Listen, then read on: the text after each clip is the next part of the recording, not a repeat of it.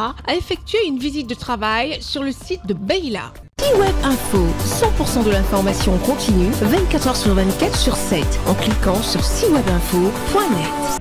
Le ministre secrétaire général de la présidence, le général Amara, accompagné de 5 ministres, s'est rendu à la base vie de Rio Tinto à Moribadou, où ils ont pris l'hélicoptère pour se rendre sur les sites de Beyla et Kerouané, au cœur du corridor du méga-projet Simandou. Le général Amara Kamara a effectué une visite approfondie des infrastructures déjà réalisées, ainsi que celles en cours de réalisation, dans le cadre de ce projet stratégique. Accompagné des responsables de Rio Tinto, l'un des principaux acteurs du projet, il a pu échanger sur l'avancée des travaux, la qualité des infrastructures mises en place et les prochaines étapes du chantier. Lors de cette visite, le ministre secrétaire général de la présidence a souligné l'importance du projet Simandou, véritable moteur du programme Simandou 2040.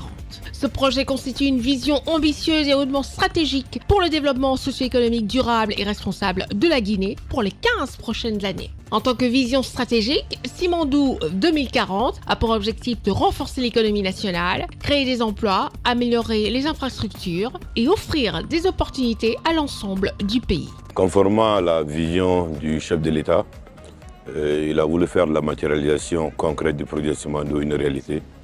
Et il a donc mis en place un comité stratégique. Et en marge de notre tournée, nous sommes arrivés ce matin et l'occasion nous a été donnée. Un briefing a été fait à l'équipe. Ensuite, nous avons effectué une visite aérienne sur l'ensemble des blocs 1, 2, 3 et 4. Et nous avons pu voir l'état d'avancée des travaux. Et globalement, très satisfaisant. Et conformément aux échanges que nous avons eus, nous avons bon espoir que le délai contractuel du dernier trimestre de l'année 2025 sera atteint. Le projet Simandou tel que c'était, conformément à la vision Simandou, les acteurs ont été mis en contribution pour se retrouver autour de la table pour remettre les cartes à plat et définir le rôle et la participation de chacun. Donc il a été question de faire venir l'État dans le projet à hauteur de 15%. Et le partenaire Rio Tinto Simfer également occupe une bonne partie du projet. Et aussi WCS et son partenaire BAO. Et l'ensemble a donné le projet CTG. Donc en voyant Simandou dans sa globalité, c'est 4 composantes. La première composante, c'est le port qui est la propriété de la CTG. Également, il y a les rails, aussi une propriété de la CTG. Mais il y a les mines. Les mines, dans cette composante, il y a l'État et les partenaires industriels avec une teneur de près de 65%. Mais également l'acierie pour permettre la transformation du fer localement. Et cela permet aussi de donner un aperçu sur les opportunités que ça peut créer à la population guinéenne globalement. 3 priorités et 3 choses que ça va permettre de faire. Ça va créer des emplois pour les Guinéens de façon globale, mais aussi donner des opportunités de business pour nos entreprises. Mais l'aspect le plus important, c'est le transfert de compétences et de technologies. Donc, voyant que le projet est en train de prendre forme, et vu sa dimension et les ressources que ça va générer, il a été également pensé par le chef de l'État de faire en sorte de pouvoir absorber au mieux les retombées du projet Simandou.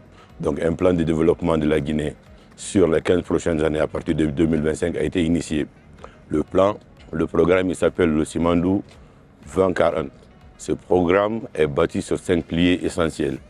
Le premier, c'est celui qui touche tout ce qui est agriculture et l'industrie alimentaire, mais le commerce.